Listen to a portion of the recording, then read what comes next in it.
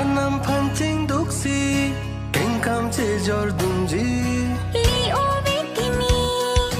ija kong kimi selet le pintensi pe prong dun bom nangji school school school school school school school school school school school school school loti ke dam me phangsi oji sum suri ke phonang ji ke phoji che pe jog